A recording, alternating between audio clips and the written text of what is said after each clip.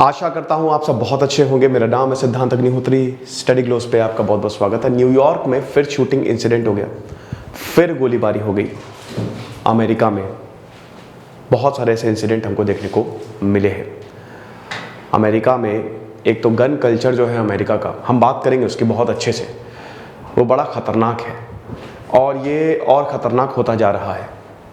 Donald Trump ने, जब आपको याद है कि एक स्कूल में शूटिंग हुई थी, तो डोनाल्ड ट्रंप ने बोला था टीचर्स को भी गन दे दो। कमाल ही अजीब व गरीब बात है। लेकिन हम दोस्तों इसके अंडरलाइंग प्रॉब्लम की बात करेंगे। क्यों ये गन कल्चर ख़त्म नहीं हो रहा है अमेरिका में? जिसका मन होता है, हालांकि नियम कानून है, ऐसा नहीं है।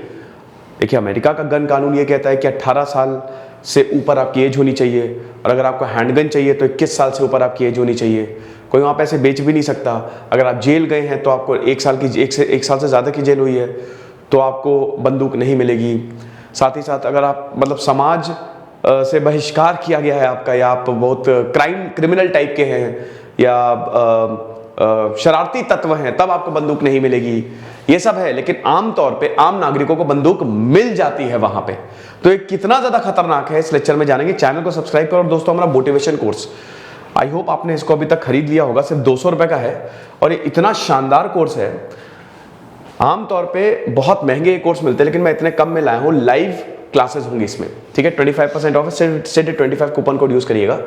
20+ लाइव क्लासेस है। 23 अप्रैल से लाइव क्लास शुरू है, तो जल्दी करिए। न्यूयॉर्क शूटिंग, देखिए कहानी तो वही है जो होती है।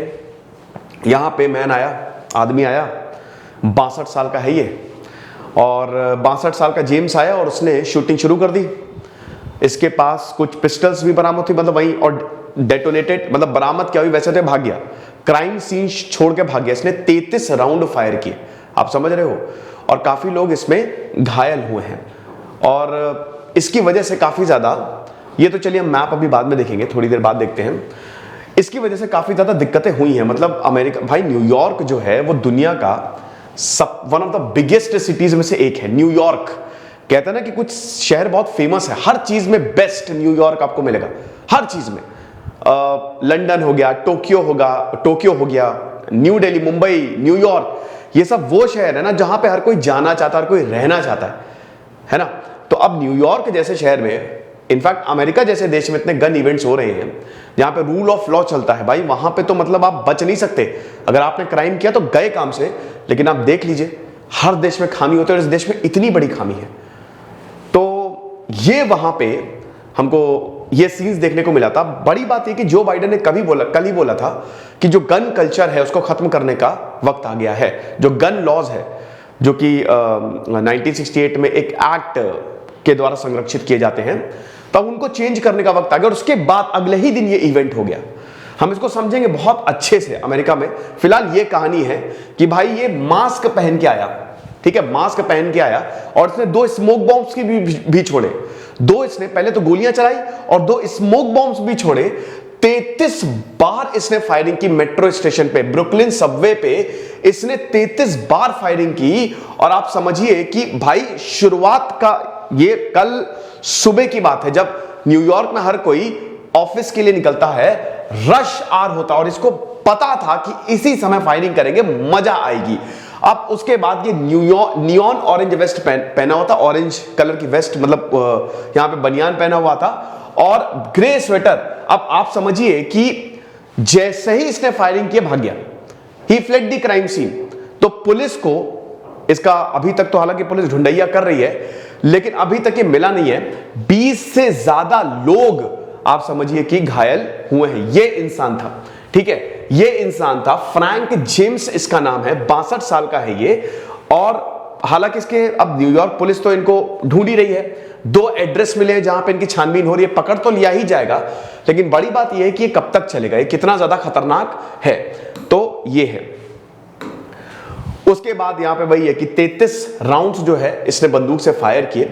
$50,000 का रिवॉर्ड जो है इसके ऊपर घोषित किया है कि जो भी इसको पकड़ के लेके आएगा, $50,000 क्या बात है, करोड़ों का रिवॉर्ड इसके ऊपर घोषित कर दिया है। और ये भी है कि भाई जिस व्हीकल से ये आया था, ठीक है, जिस वैन से ये आया था, इसने फिलाडेल्फिया से रेंट ली थी, और उसके बाद ये आया, यानी कि फिलाडेल्फिया और विस्कॉन्सिन में इसके एड्रेस पाए गए। पकड़ तो यही जाएगा। फिर उसके बाद अभी वही है कि क्या ये टेररिज्म था? नहीं, मोटिव नहीं पता, क्योंकि पकड़ा ही नहीं गया तो मोटिव कहां से पता चलेगा।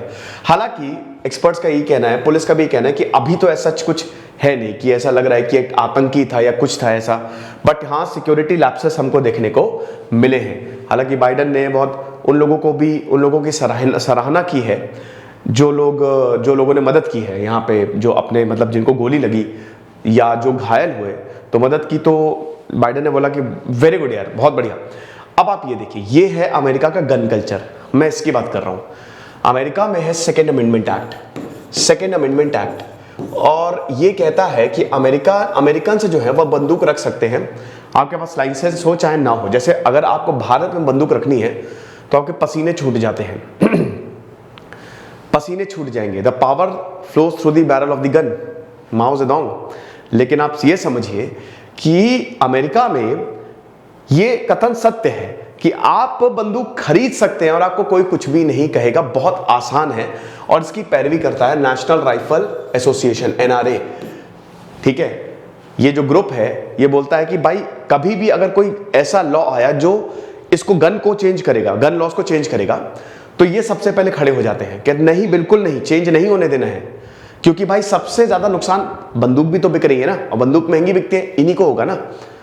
ये पार्टीज को फंड करती है खूब, तो इसलिए जो पॉलिटिकल पार्टीज, डेमोक्रेट्स हैं, रिपब्लिकन्स हैं, वो ज्यादा बोलते भी नहीं है। फिर अमेरिकन का भी यही मानना है कि भाई रहने दो, जैसा है वैसा ही रखो। गन कल्चर को 35% अमेरिकन मानते हैं कि गन कल्चर को कंटिन्यू रहने दो। तो अब ये बहुत ज्यादा खतरनाक है, क्योंकि आप अमेरिका में अगर आप बात करते हैं किलिंग्स की, तो बंदूक से बहुत लोग मारे जाते हैं, और लगातार अमेरिका में ये किलिंग्स जो हैं वो बढ़ती जा रही हैं। कोई भी आता है, बंदूक चलाता है, खत्म, और बस गुस्सा रहता है, हर कोई हाथ में हाथ धरे बैठा रहता है, कोई कुछ नहीं करता। तो इस गन कल्चर को सभ्य समाज में, क्या ये सही? आप देखिए अमेरिका जैसे देश में इतना बड़ा फ्लॉ है। आप एक इंसान को, एक बच्चे को 18 साल से ऊपर, क्या वो मैच्योर हो गया? मैच्योर तो देखो 62 साल का, तब भी नहीं उठा के इसने फायरिंग कर दी। आप अमेरिका में देखिए 79% सबसे ज्यादा अमेरिका में किलिंग्स होती है, होमिसाइड, एक दूसरे को मारना, खत्म करना, मर्डर 79% होते हैं अमेरिका में, ठीक है। यूके में खाली 4% होते हैं, कनाडा में 37%, ऑस्ट्रेलिया में 13%, लेकिन आप अमेरिका में देखिए 79%। ये गन रिलेटेड किलिंग्स इतनी ज्यादा है, सबसे ज्यादा किलिंग्स अमेरिका में यही गन रिलेटेड। अब आप देखिए कि ये हर 100 इंसान पे कितनों के पास गन है, ठीक है। Top 10 civilians gun owing countries fire arms पर 100 रेसिडेंट अमेरिका में देखिए 120 हर 100 पे। मतलब अमेरिका में आमतौर पे हर एक इंसान बंदूक रखता है, एक से ज्यादा बंदूक रखता है, 120.5। यमन में तो सिविल वॉर चल रहा है, 52.8, सर्बिया में 39.1, मॉन्टेनिग्रो में 39.1, यूरुग्वे में। ये देख सकते हैं आप, अमेरिका, भारत आपको कहीं मिलेगा ही नहीं, क्योंकि भारत, मैं बता तो रहा हूं, गन का लाइसेंस लेने में, हालांकि लाइसेंस, अनलाइसेंस बंदूक भी बहुत लोगों के पास होती है, चेक इतना कौन ही कर रहा है, लेकिन जब पकड़े जाते हैं ना तो बहुत कुटैया होती है, और समझिए कि बहुत तगड़ी सजा है। आपको इतनी परमिशंस, इतने पेपर वर्क की चाहिए कि अगर आपको लाइसेंस और रीजन भी देना पड़ता है कि क्यों ले रहे हो। लेकिन अमेरिका में ऐसा कुछ नहीं है। अमेरिका में बंदूक लेना बहुत ज्यादा आसान है। ये आप देखिए मास शूटिंग्स जो हुई अमेरिका में, ये देखिए लास वेगास 2017 में सबसे ज्यादा जब 56 लोग मारे गए थे, 56 लोग मारे गए थे ये 2017 में। इसी के बाद से ये बहस शुरू हुई है कि अब इस गन कल्चर को खत्म करो। फ्लोरिडा में आप देखो 2016 में इस पे भी लगभग 50 किलिंग्स हुई थी। वर्जीनिया, देखिए ये 2009 के बाद से ये किलिंग्स जो है ना वो बढ़ गई है, पहले इतना नहीं था, ठीक है। 2009 से पहले अगर आप देखो तो ये बहुत, मतलब once in a while mass shooting होगी तो हो गई, लेकिन 2009 के बाद से हर साल लगभग एक इस तरीके का इवेंट देखने को मिलता ही है। तो क्या आप अमेरिका को ये सोचना नहीं चाहिए? फिर उसके बाद अमेरिकन का इसका एटीट्यूड आप देखिए कि मतलब क्या वाकई में इन लॉज को चेंज किया जाना चाहिए। अब भाई देखो 60% के आसपास यहां पे बोलते हैं कि हाँ बहुत ज्यादा स्ट्रिक्ट होना चाहिए। हालांकि ये तो ईयर ऑन ईयर वेरी कर रहा है। देखिए 2017 में जब मास किलिंग्स हुई थी तब ये आंकड़ा 65% से ऊपर चला गया था, ठीक है, कि 66% लोगों ने ये बोला था कि भाई बहुत स्ट्रिक्ट गन लॉज होने चाहिए। लेकिन जैसे जैसे ये आंकड़े कम होते, जैसे मान लीजिए कि अभी तो ये इवेंट हुआ, अब अभी एटीट्यूड ऊपर जाएगा कि हाँ गन लॉज को खत्म करो, लेकिन जैसे ही एक दो साल में कोई इवेंट नहीं होगा तो ये फिर वापस वहीं पे आ जाएगा कि नहीं नहीं ठीक है यार, चलो ठीक है, गन लॉज होने चाहिए। बाकी आप देखिए कि लगभग 40% के आसपास यहां पे बोल रहे हैं कि नहीं, जैसा है वैसा ही रहे, ठीक है, केप्ट एज नो।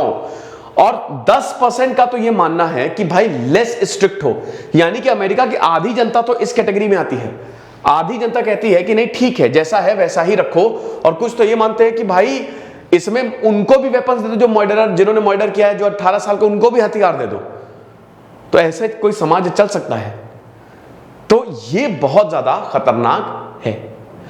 तो आई होप आपको लेक्चर पसंद आया होगा, और हमारा जो कोर्स है उसको आप जरूर अवेल करें, मोटिवेशन कोर्स, मजा आ जाएगी। इसमें 3 फेज है।